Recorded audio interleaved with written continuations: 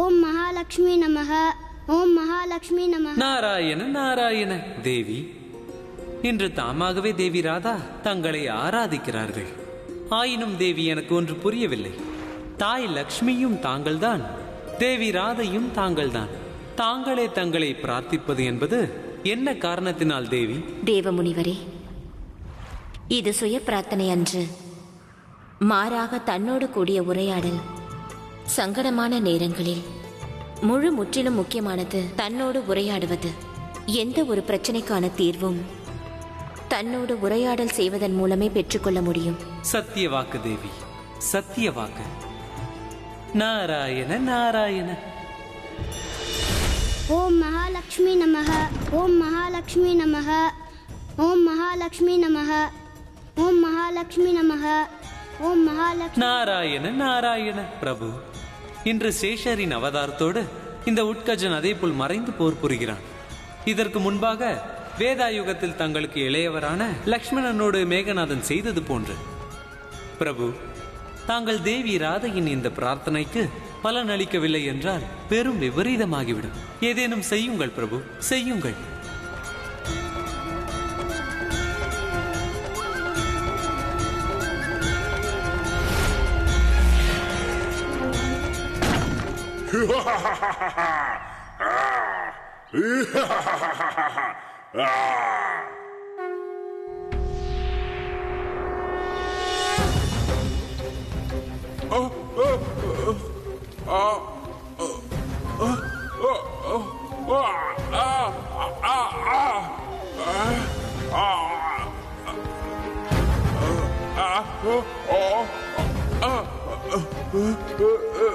அனைத்தும் பிரம்மம்.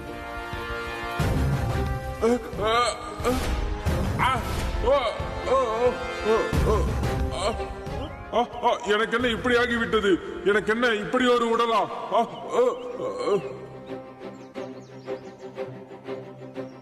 உத்கஜனே, இதுதான் உனது உண்மையான உடல். இதைத்தான் ரிஷி லோமேஷ் தனது சாபத்தால் மறைத்து வைத்தார். இருப்பினும் பல காலங்களை கடந்ததினால் நீயே உனது அடையாளத்தை மறந்து விட்டாய் உட்கஜா. என்னுடைய உண்மையான உடலா? ஆனால் இது எப்படி வந்தது? அண்ணா, இப்பொழுது அசுரனும் இருக்கிறான், அவனுக்கு உடலும் இருக்கிறது. தாமதிக்காதீர்கள் அண்ணா. மீண்டும் அவன் மறைந்து போவதற்கு முன்பாகவே இவன் வலது காலில் உள்ள பெரும் விரலில் உடனே தாக்குதல் செய்யுங்கள்.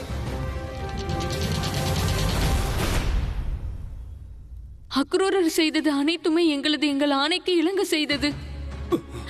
அவர் மீது எந்த குற்றமும் இல்லை. உனக்கு எதிரான பகை எங்களோடு மட்டும்தான் கம்சா. அதனால் எங்களுக்கு என்ன தண்டனை கொடுக்க வேண்டுமோ கொடு. எனக்கு உன்னோடு எந்த பகையும் இல்லை. அதோடு இந்த வசுதேவர் மீதும் தான். நான் பகைமை கொண்டுள்ளது அந்த நாராயணனோடு.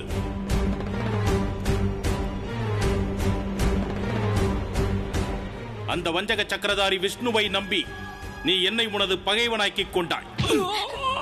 இல்லை இல்லை தங்கையே, மகாராணி தர்மத்தை நீ மிகவும் மீறிவிட்டாய். இனி வசுதேவன் பேசட்டும். கூறுங்கள் மைத்துனரே.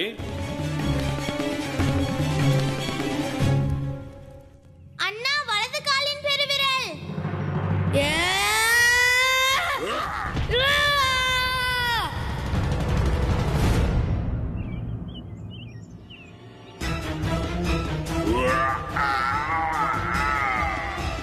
அண்ணனுடைய உயிர் ஆபத்தில் இருக்கிறது. இப்பொழுது நான் தான் ஏதாவது செய்தாக வேண்டும்.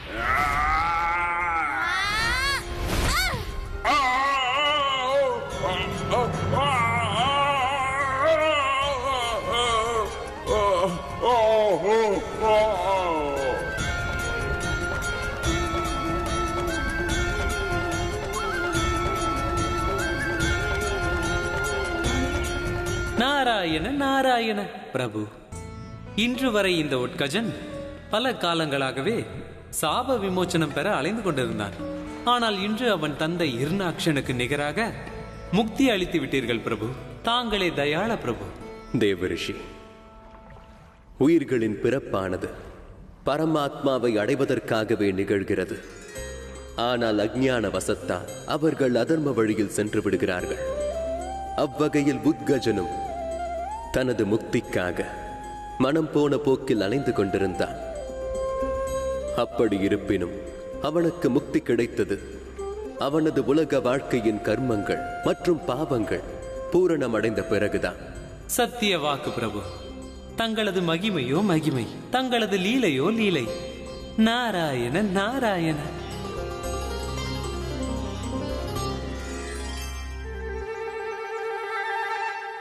கண்ணா, நீ இத்தனை பெரிய அசுரனை கொன்றுவிட்டாயே. நான் இல்லை அண்ணா, உங்களது கரளைதான். கண்ணா, உன்னால் எவ்வாறு எனது பலமான கரளையை உயர்த்த முடிந்தது? உன்னால் அதை அசைக்கவே முடியாது. இல்லை அண்ணா, என்னால் எவ்வாறு உங்களுடைய கரளையை உயர்த்த முடியும்? இது எத்தனை கனமானது! இதைத்தானே நானும் யோசிக்கிறேன். நீ எனது இத்தனை கனமான கரளையை எவ்வாறு உயர்த்தி தூக்க முடிந்தது? கனமானதை தூக்குவது என்னுடைய கடமையாகும்.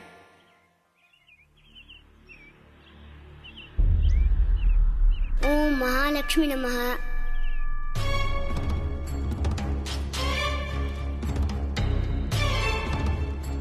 மகாராஜா, மகாராஜா, இந்த மனிதரால் என் வாழ்க்கையே மோசமாகிவிட்டது. இவனது ராஜதந்திரத்தால் அவன் என்னுடைய மனைவியை அவனது கூட்டத்தில் சேர்த்துக் கொண்டு அவளை வைத்து சுரங்க வழியை அறிந்து கொண்டு விட்டான். அதன் பிறகு அவள் சென்று விட்டாள்.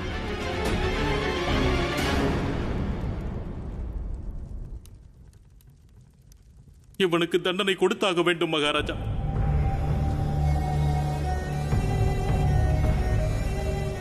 அக்ரூரருக்கு தண்டனை கொடுங்கள் மகாராஜா. மகாராஜா, தாங்கள் அக்ரூரருக்கு தண்டனை கொடுங்கள். அறிவீர்கள், அறிவீர்கள். பக்தனும் தன்னுடைய சுவாமிக்கு எதிராக நடந்து கொள்ள மாட்டான். அதே போல் சுவாமியும் தனது பக்தனுக்கு எதிராக ஒன்று நடப்பதை பார்த்துக் கொண்டிருக்க மாட்டார். அதனால் நான் ஒரு திட்டம் தீட்டியிருக்கிறேன்.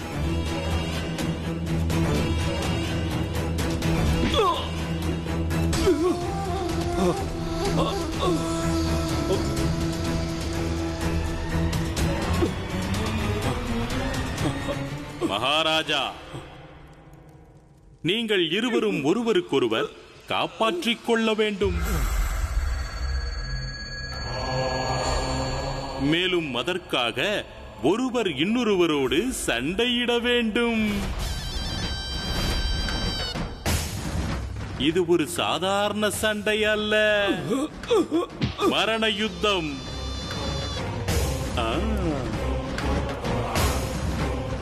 இதில் கவனிக்க வேண்டியது, எவரை காப்பாற்றப் போகிறார்? பக்தன் பகவானையா, இல்லை பகவான் தன்னுடைய பரம விசுவாசியையா?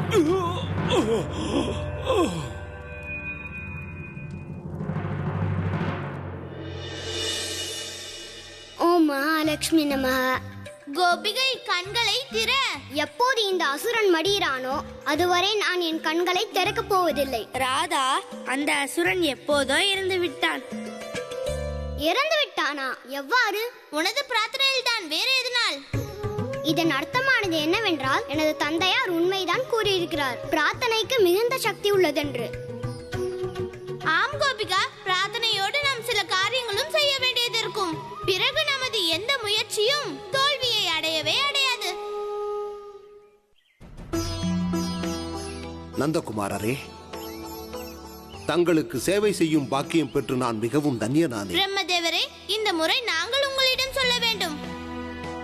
உங்களின் உதவி இல்லாமல் அந்த அசுரனை கொன்றிருக்க முடியாது. நந்தகுமாரரே, எனது காரியம் முடித்து விட்டது. இனி எனக்கு விடை கொடுங்கள்.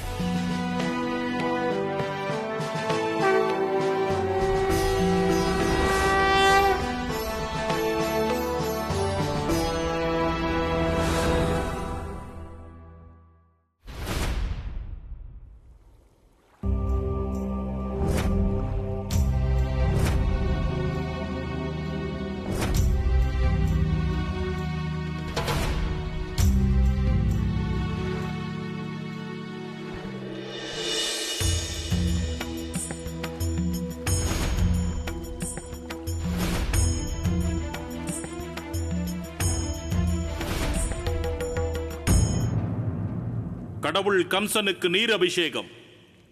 இத்தனை அமைதியாகவா? மந்திர ஆராதனை ஏன் நடக்கவில்லை? ஓம் கம்சாய நமஹ, ஓம் கம்சாய நமஹ, ஓம் கம்சாய நமஹ.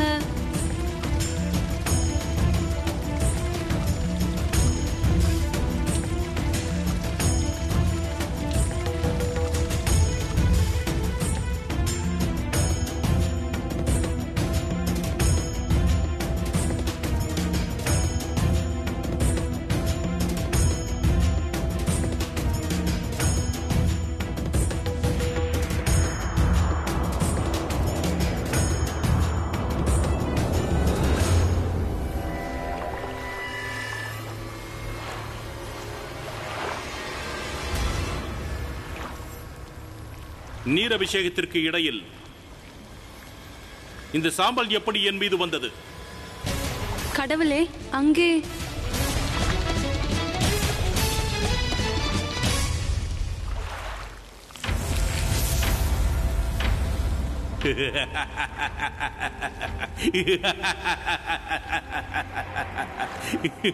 சரீரமில்லாத உத்கஜனும்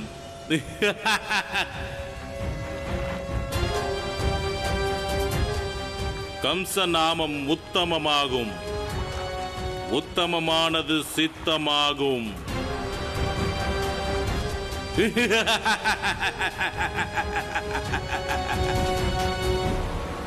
ஆயினும் உடலில்லாத ஒருவன் கோகுலம் சென்ற பின் சாம்பலாகிவிட்டான்.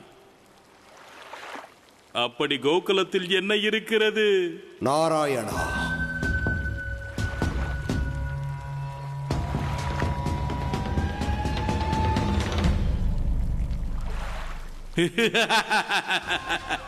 நாராயண பக்தா ஸ்ரீதரா.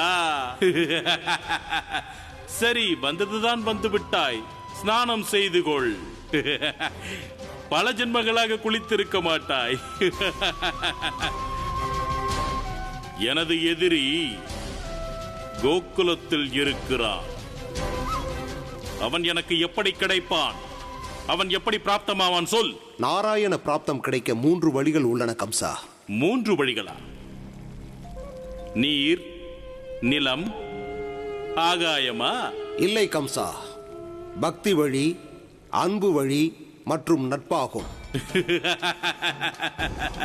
அன்பு, பக்தி. நாராயண பக்தனாக மட்டுமல்ல, நீ உபன்யாசியாகவும் மாறிவிட்டாயா ஸ்ரீதரா?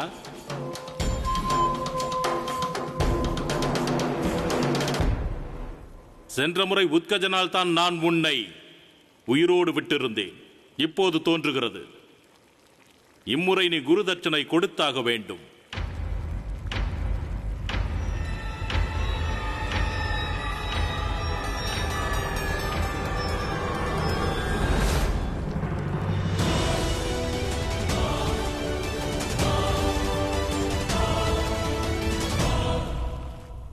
நாராயண,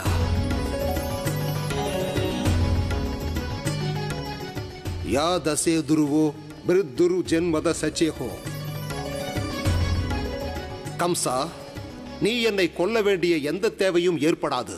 ஏனென்றால் மரணிப்பவன் மீண்டும் பிறப்பான். எவன் பிறக்கிறானோ அவனுக்கு மரணம் உறுதியானது. ஆனால் நாராயணனின் தரிசனம் கிடைத்ததனால் எனக்கு பரமமுக்தி கிடைத்துவிட்டது. எனக்கு இனி பிறக்கும் பிணியோ இறக்கும் பயமோ கிடையாது.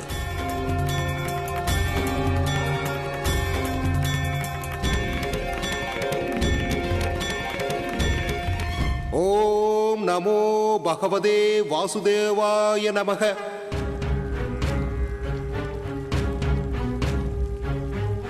ஓம் நமோ பகவதே வாசுதேவாய நமக. ஓம் நமோ பகவதே வாசுதேவாய நமக. ஓம் நமோ பகவதே வாசுதேவாய நமக. ஓம் நமோ பகவதே வாசுதேவாய நமக. ஓம் நமோ பகவதே வாசுதேவாய நமக. ஓம் நமோ பகவதே வாசுதேவாய நமக.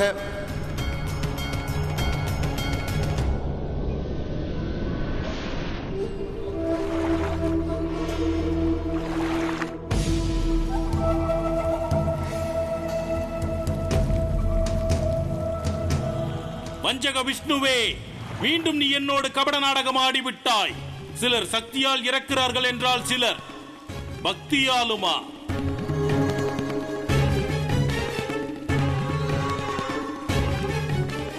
நான் அந்த நாராயண தூதுவனை கண்டுபிடிப்பது எப்படி? அவனை கொல்வது எப்படி? பக்தி வழி, அன்பு வழி மற்றும் நட்பாகும். அன்பு, பக்தி, நட்பு. நட்பு எனது பால்ய கால நண்பன் அலம்பாசூரன்.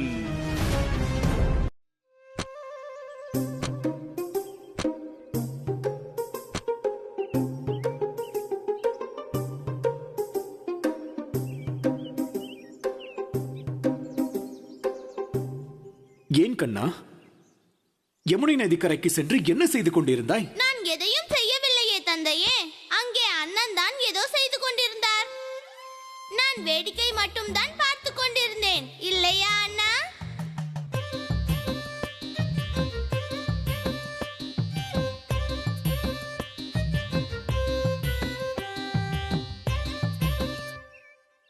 நீங்கள் ஏன் ஒன்றும் பேசவில்லை? கூறுங்கள், அங்கு என்ன செய்து கொண்டிருந்தீர்கள்? ஆம் கண்ணா, கூறு, நீ எங்கு சென்றாய்? கூறு பலராமா. நான் லட்டை தான் ஒன்று கொண்டிருந்தேன். அதோடு கரளையை சுற்றி கொண்டிருந்தேன். நான் வேற எதுவும் அங்கு செய்யவில்லை அல்லவா கண்ணா? ஆமாம் அண்ணா. சரி பலராமா, இதை நீ வீட்டிலிருந்தே செய்திருக்கலாமே. இதற்காக யமுனை கரை வரை செல்ல வேண்டிய அவசியம் என்ன? அது வீட்டிலேயே செய்திருக்கலாம். கண்ணன். ஆம் அண்ணையே, கண்ணன் தான் என்னை அழைத்து கொண்டு அத்தனை தூரம் சென்று விட்டான். கண்ணனா? கண்ணன் அழைத்து சென்றானா? ஆம் தாயே. கண்ணா, எதற்கு அனைவரையும் நதிக்கரைக்கு அழைத்து சென்றாய்? ஏதேனும் ஆபத்து நேர்ந்திருந்தால்? அண்ணா, தாங்களே அன்னைக்கு சொல்லிவிடுங்களேன். நாங்கள் ஆபத்தை தீர்ப்பதற்காக தான் அங்கே சென்றோம் என்று. கண்ணா, என்ன அங்கே முணுமுணுப்பு? எங்களிடம் கூறு, எதற்காக யமுனை கரைக்கு சென்றாய்? தாயே, நான் மிகச் சிறியவன் அல்லவா? ஆதலால் என்னால் உங்களுக்கு விவரிக்க முடியாது. அனைத்தும் அண்ணன் உங்களுக்கு தெளிவாக சொல்வார்.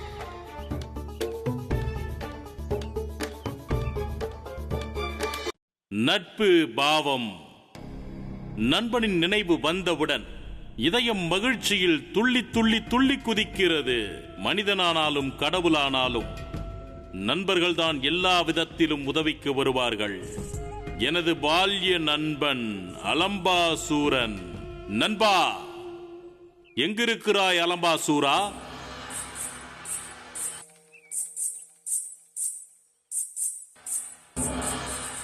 அலம்பாசூரா,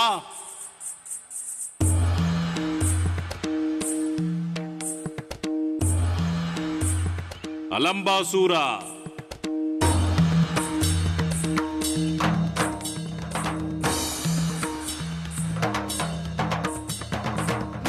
அலம்பாசூரா,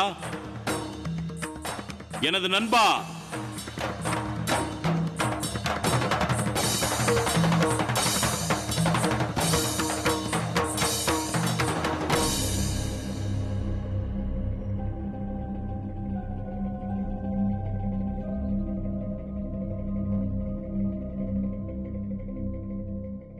கூறிவிடுங்களேன் அண்ணா, கூறிவிடுங்கள் அண்ணா, கூறிவிடுங்கள் அண்ணா. இல்லை அண்ணையே, கண்ணனின் விஷயத்தை கண்ணனிடமே கேளுங்கள். அவனால் தான் உங்களுக்கு கூற முடியும். ராதை எங்கிருக்கிறாளோ அங்கு வேறு எவரும் பேச மாட்டார்கள் மாமி.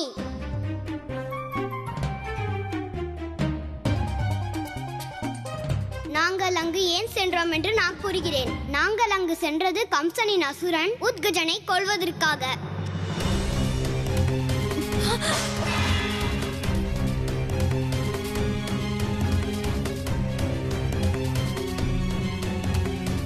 அசுரனையா?